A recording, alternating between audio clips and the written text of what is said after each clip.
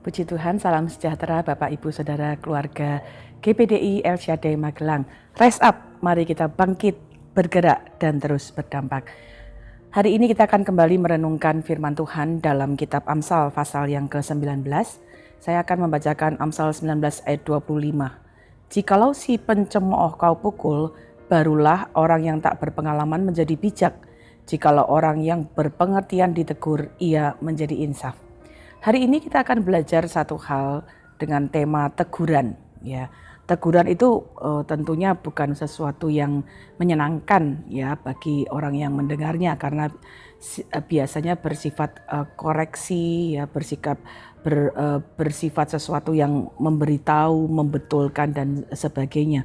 Tetapi teguran itu ternyata menjadi sesuatu yang akan menjadi penting ya, supaya justru membuat orang-orang menjadi bijak. Kita hidup dalam generasi di mana hari-hari ini ya teguran itu menjadi sesuatu yang kadangkala diabaikan ya, karena orang seringkali berpendapat generasi sekarang ini adalah generasi yang harus diperlakukan dengan lembut, yang harus dibiarkan ya, diizinkan untuk melakukan hal-hal yang sifatnya perlawanan ya. Bahkan mungkin juga kita melihat ya, ada hal-hal di mana dosa atau hal-hal yang tidak baik itu bahkan kemudian seolah-olah diizinkan untuk dapat terjadi. Nah, di tengah situasi inilah kita dapat kembali merenungkan firman Tuhan ya. Teguran itu menjadi sesuatu yang harus kita kembali lihat dan lakukan untuk menjadi sesuatu yang efektif, karena ternyata teguran ya sesuatu yang sifatnya memberikan efek untuk menjadi jera bagi yang lainnya, itu ternyata diperlukan.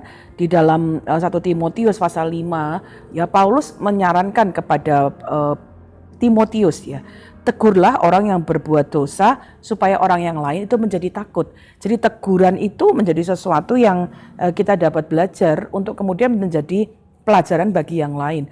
Dalam kisah-kisah Alkitab kita melihat ya, bagaimana orang-orang di Israel, pemuda-pemuda yang memberontak, mereka tuh dilempari batu ya di depan orang banyak, supaya kemudian orang-orang yang lain melihat dan kemudian menjadi pelajaran yang penting. Nah, ini juga yang kemudian kita perlu terapkan dalam kehidupan kita, baik dalam komunitas juga dalam keluarga. Ya, orang-orang tua, jika Anda harus mendisiplin anak-anak Anda, memberikan teguran, ya lakukan juga di depan anak-anak ya, sehingga teguran itu mungkin untuk si anak yang tengah, tetapi anak-anak yang besar dan yang bungsu sebaiknya juga mengetahui hal itu, sehingga itu akan menjadi konsisten ya. Ketika seorang anak ditegur untuk sebuah kesalahannya, anak-anak yang lain juga akan tumbuh dan menghormati teguran itu, menghormati, sehingga teguran yang sudah diberikan itu juga menjadi pelajaran bagi yang lain ya. Nah, firman Tuhan ya juga mencatat banyak teguran-teguran yang Tuhan berikan kepada tokoh-tokoh di dalam Alkitab, bahkan mungkin hukuman yang mereka terima. Dan waktu kita belajar ya teguran-teguran yang diterima oleh tokoh-tokoh dalam Alkitab ya, kita pun juga kemudian belajar ya bagaimana kita tidak melakukan hal itu dalam kehidupan kita hari ini. Jadi hari ini mari kita belajar, ada beberapa manfaat-manfaat ya yang kita bisa lihat ya dari teguran.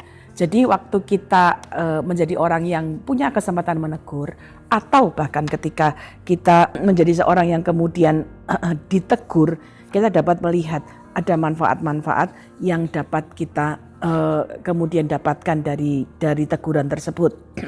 Pertama, teguran itu sifatnya adalah sesuatu yang sebenarnya dapat mendidik kita. Ya, Amsal 6 ayat 23 akan saya bacakan. Amsal 6 ayat 23, karena perintah itu pelita dan ajaran itu cahaya dan teguran yang mendidik itu jalan kehidupan. Jadi teguran itu sebenarnya menjadi sebuah didikan yang akan membawa kita berada pada jalan kehidupan, yang akan menjadi penuntun dalam kehidupan kita. Sama seperti sebuah kapal ya, kalau mau berlayar harus ada arahnya, ada jaraknya, ada yang menuntun supaya sampai kepada tujuan. Nah, kadang-kadang kita seperti kapal yang ketika ada hal-hal yang menggoda, kita belok ya, kita mungkin mulai melenceng, kita mulai kehilangan arah. Nah, teguran itu akan menolong kita, ayo kembali, jangan belok, jangan mungkin kita belajar dari pelajaran hidup kita. Wah, kok sekarang jadi males, ayo rajin lagi. Jadi kita seperti sudah berbelok dari tujuan kita, ketika ada teguran itu akan mendidik kita, menuntun hidup kita. Itu manfaat teguran. Jadi kalau misalnya kita melihat ada hal-hal yang tidak baik, ya kemudian kita menegur dengan kasih, tentunya tujuannya untuk tidak membiarkan orang itu berjalan di dalam hal-hal yang keliru. Karena teguran itu menjadi sesuatu yang dapat mendidik seseorang. Jadi mari kita melihat ada manfaat yang baik dari teguran, tentunya teguran yang penuh kasih bagi kehidupan kita. Kemudian yang kedua, teguran itu selain mendidik ya, teguran itu juga akan membawa supaya kita tidak tersesat. Amsal 10 ayat 17. Amsal 10 ayat 17 memberikan kita catatan begini. Siapa mengindahkan didikan menuju jalan kehidupan, tetapi siapa mengabaikan teguran tersesat. Ternyata ketika kita misalnya sudah mendengarkan teguran ya dan mengabaikannya, itu bisa membuat kita akhirnya tersesat. Jadi kalau kita terus-menerus melakukan kesalahan, terus-menerus ada dalam hal yang salah, itu justru akan membawa kita menjadi orang yang tersesat. Karena itu kita bersyukur untuk teguran ya yang mungkin kita dengar ya, supaya kita kemudian dapat melakukan hal-hal yang kembali kepada hal-hal yang benar. Misalnya kita ditegur karena kemalasan gitu. Kok sekarang jadi males? Ayo disiplin lagi. Nah, kemalasan yang terus-menerus dan mengabaikan teguran bisa membuat kita menjadi orang yang tersesat karena kita kemudian jadi malas, jadi tidak efektif. Tapi ketika ditegur untuk ayo disiplin lagi, ayo waktu-waktu lagi, itu akan membuat kita menjadi orang-orang yang tidak tersesat.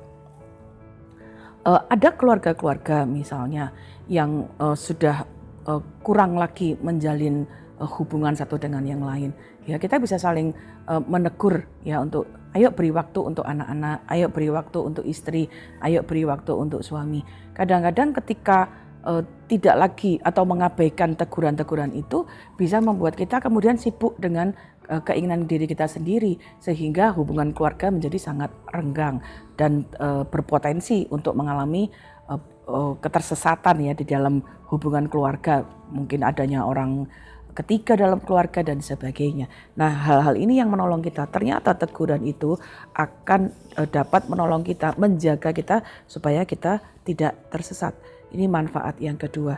Dan yang terakhir, teguran itu juga memberikan damai. Ya, kalau tadi kita belajar teguran itu mendidik ke arah yang benar, teguran itu kemudian menjaga kita tidak tersesat, ya hasil dari teguran itu adalah kedamaian bagi orang-orang yang menerimanya. Ibrani pasal 12 ayat 11 memberikan kita catatan. Tetapi kemudian ia menghasilkan buah kebenaran yang memberikan damai kepada mereka yang dilatih olehnya. Ya, surat Ibrani ini bicara tentang teguran, tentang ganjaran ya yang diberikan pada waktu seseorang tidak disiplin, tidak berada dalam jalan yang benar. Teguran itu menghasilkan damai. Ya, kalau kita merasakan sesuatu yang salah, terus-menerus dalam salah, kita pelan tapi pasti akan kehilangan damai. Dan ketika kita mau belajar menerima teguran, ya itu akan mengaruniakan damai sejahtera dalam hidup kita. Nah, kalau kita melihat bahwa teguran itu punya manfaat yang sangat luar biasa, jadi mari kita memiliki sikap yang benar. Ya, ketika kita menjadi orang yang memberi teguran, jadilah orang yang memberi teguran dengan manfaat-manfaat yang tadi kita belajar. Kita menegur dengan tujuan untuk mendidik. Kita menegur dengan kasih, dengan tujuan untuk menolong orang itu tidak tersesat. Kita menegur supaya itu mendatangkan damai sejahtera. Jadi waktu kita menjadi orang yang memberikan teguran, perhatikanlah hal-hal ini ya, supaya teguran kita menjadi teguran yang tentunya menjadi efektif. Nah, kita juga tentunya belajar ya sikap yang perlu kita miliki sebagai orang yang menerima teguran atau terhadap teguran. Ya, tentunya kalau kita ada dalam pihak orang yang menerima teguran, ya jadilah orang yang mau mendengarkan. Nomor satu ya, teguran itu kita perlu dengarkan dulu sehingga kita tahu apakah teguran ini benar atau tidak. Kedua, kita tentunya memperhatikan permasalahan apa yang kita perlu bereskan. Teguran yang disampaikan ini apakah benar, apakah sesuai, hal apa yang kita perlu koreksi. Sehingga akan membuka hati kita ketika kita bisa belajar memperhatikan, kita bisa kemudian akhirnya dengan besar hati menerima teguran. Ya, jadi ketika kita menerima teguran itu, kita tentunya juga dapat bersikap bahwa menyadari ya, oh ya, saya bukan yang paling benar, saya bukan yang paling baik, saya bukan yang paling tahu, saya harus terus belajar. Jadi ketika kita mau belajar menerima teguran, itu akan memberikan kita kesempatan untuk mengalami perubahan. Karena kita tadi sudah lihat, teguran itu memberi manfaat yang baik. Amsal 15 ayat yang ke-10 memberikan kita satu catatan demikian. Amsal 15 ayat yang ke-10. Didikan yang keras adalah bagi orang benar yang meninggalkan jalan yang benar, dan siapa yang benci kepada teguran akan mati. Firman Allah memberitahu kita, didikan yang keras itu akan membawa seseorang untuk yang meninggalkan jalan yang benar untuk kembali. Ya, teguran ya yang orang yang membenci teguran akan mati. Ini bukan berarti mati secara fisik ya, bukan secara harafiah, tetapi bisa juga mematikan kepekaan kita, mematikan kebenaran kita, nggak bisa membedakan lagi yang salah dengan yang benar. Jadi jangan sampai kita mati ya, rohani kita mati, kesadaran kita karena kita nggak mau ditegur. Mari kita jadi orang yang cinta ditegur, ya, cinta teguran, dan juga menjadi orang-orang yang mudah ditegur. Kalau kita menjadi orang yang memberi teguran, berilah teguran dengan kasih sehingga teguran kita membawa manfaat. Hari ini kita bersyukur karena kita jadi komunitas yang bisa saling mengingatkan ya, untuk memberikan teguran dengan tujuan supaya orang-orang yang kita tegur akan menjadi orang-orang yang baik, orang-orang yang mengalami kekuatan baru, pemulihan di dalam Tuhan. Kiranya ini menjadi satu pelajaran yang dapat kita lakukan baik dalam komunitas kita, dalam keluarga kita, dalam pelayanan kita. Ya, saling menegurlah untuk mengingatkan, untuk membawa orang kepada kebenaran. Sehingga dalam komunitas kita dampak yang kita berikan dapat kita berikan melalui teguran yang penuh kasih dan membawa seseorang kepada perubahan yang lebih baik. Terima kasih telah mengikuti Renungan 79. Kiranya ini dapat menjadi berkat bagi kita semua. Bagi Bapak Ibu yang ingin didoakan untuk pokok doa tertentu, menceritakan kesaksian, pemulihan, dapat menyalurkan melalui chat WhatsApp di 081327420088. Mari kita berdoa. Bapa, kami mengucap syukur untuk petunjuk firman-Mu bahwa dalam hidup kami bersama, teguran itu dapat menjadi sesuatu yang menjadi berkat, bermanfaat untuk membawa seseorang kembali kepada jalan yang benar, dididik kembali dan membawa seseorang ada dalam damai sejahtera. Karena itu jadikan kami pribadi-pribadi yang dapat mendidik dengan kasih sehingga kehidupan kami dapat mendorong berdampak positif satu dengan yang lain. Berkati seluruh keluarga GBDI El Shaddai Magelang dalam kehidupan kami di rumah tangga, kehidupan sosial, kehidupan pelayanan kami dapat saling menegur untuk memberikan kekuatan untuk perubahan yang lebih baik. Dan kalau kami menjadi orang-orang yang ditegur, beri kami kebesaran hati, kelembutan hati, supaya kami siap, kami rela, kami mau berbesar hati mengkoreksi dan memperbaiki diri kami. Terima kasih Bapak.